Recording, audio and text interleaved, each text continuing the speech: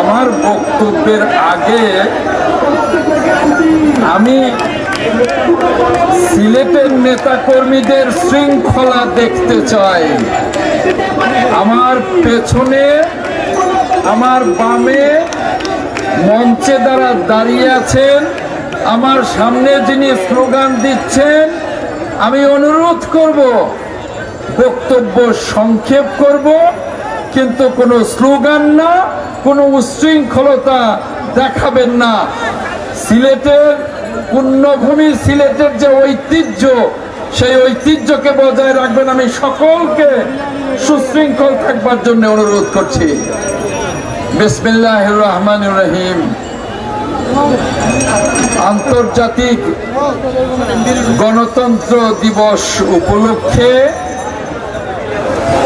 কেন্দ্রীয় বিএনপি আয়োজিত সারা দেশে সমাবেশের অংশ হিসেবে আজ সিলেটে এই বিশাল সমাবেশের সংগ্রামী সভাপতি, সিলেট মহানগরীর সংগ্রামী সভাপতি মিফতাহ সিদ্দিকী, উপস্থিত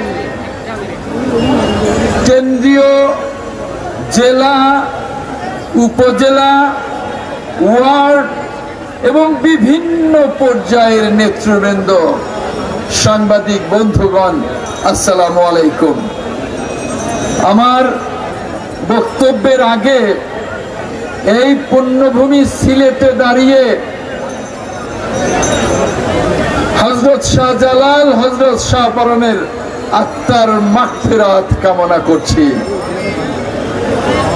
আমাদের প্রিয় নেতা, মহান স্বাধীনতার মহান ঘোষক, আধুনিক বাংলাদেশের রূপকার শহীদ রাষ্ট্রপতি জিয়াউর রহমান, যিনি স্বাধীনতার ঘোষণা দিয়ে রণাঙ্গনে সেই সিলেটের কামালপুরে এমন যুদ্ধ করেছিলেন যে প্রবাসী সরকারের প্রধান বলেছিলেন যে সেই কামালপুরের যুদ্ধকে রাশিয়ার লেনিনগ্রাদের সাথে তুলনা করা যায়।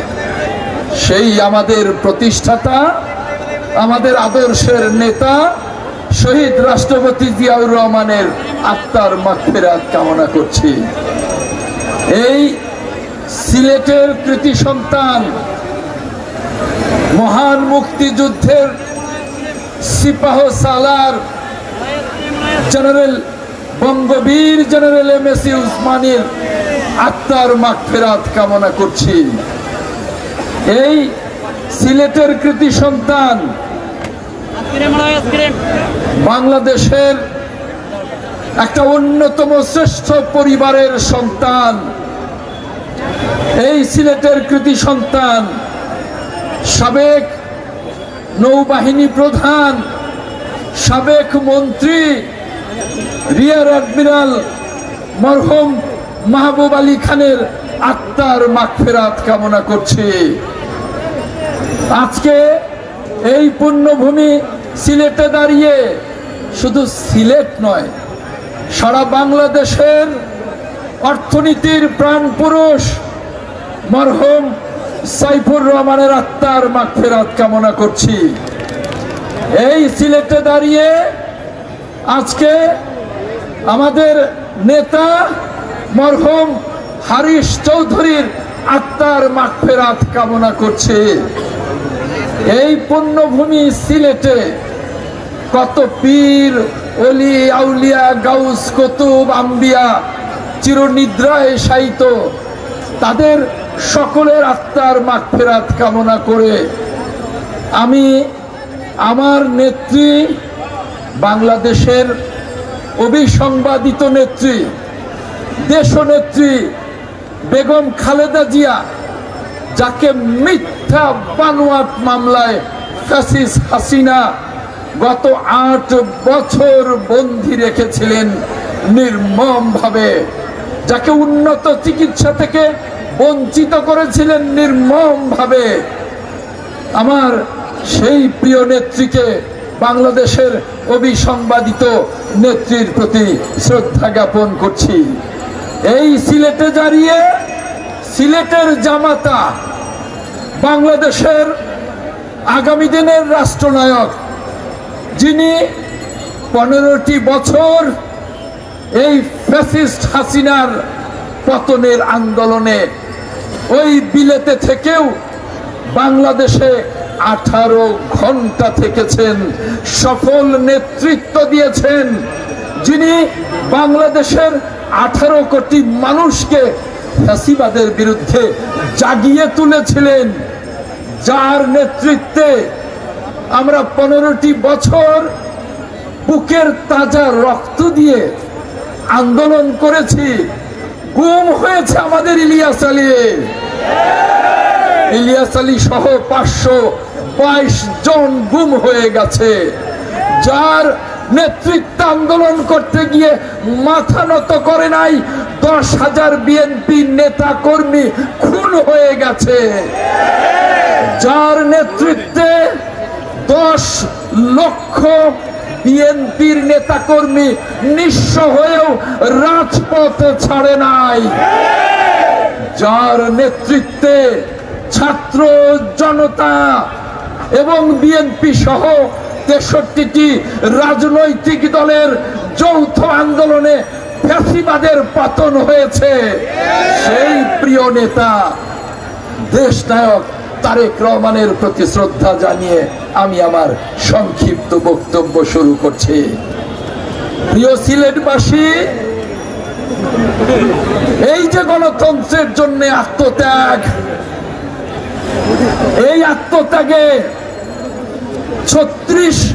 শেষ 36 দিনে বিএনপি সহ ছাত্র জনতার প্রায় 850 মানুষ শাহাদাত বরণ করেছে, যার মধ্যে বিএনপির নেতাকর্মী 422 জন। আমি এই পুরো সকল শহীদের আত্মার প্রতি শ্রদ্ধা নিবেদন করছি।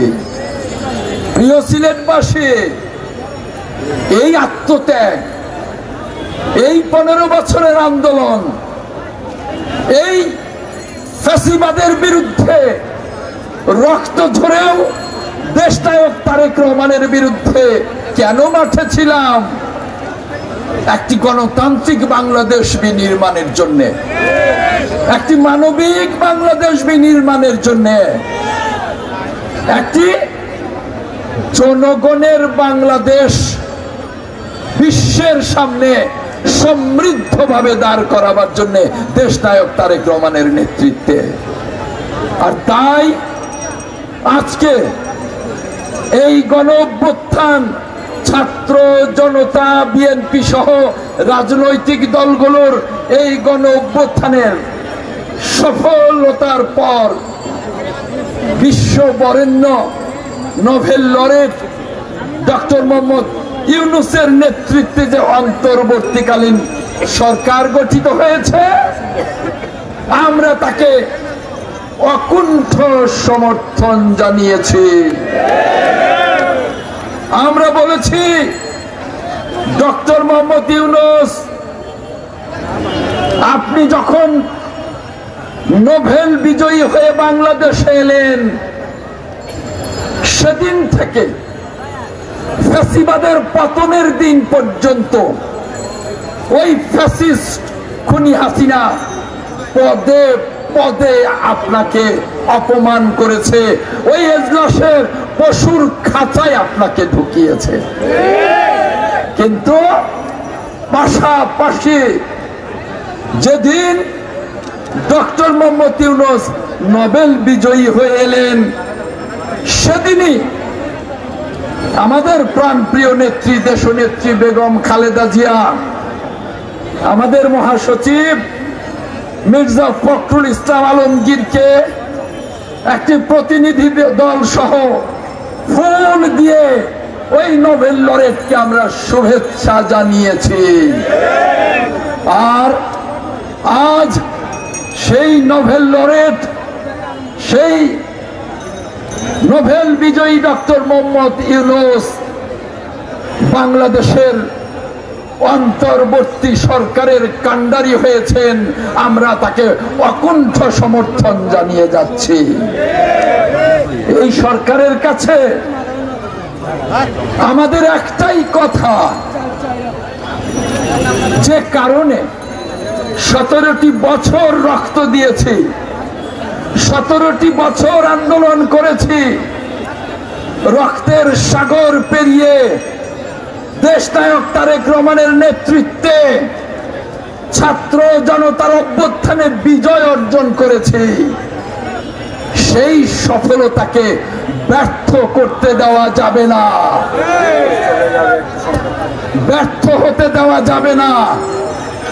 আর সেজন্যই আমরা বলেছি, জনগণ মুখিয়ে আছে যে কখন ভোট হবে। 15টি বছর ভোট দিতে পারে নাই, তারা ভোট দিতে চায়।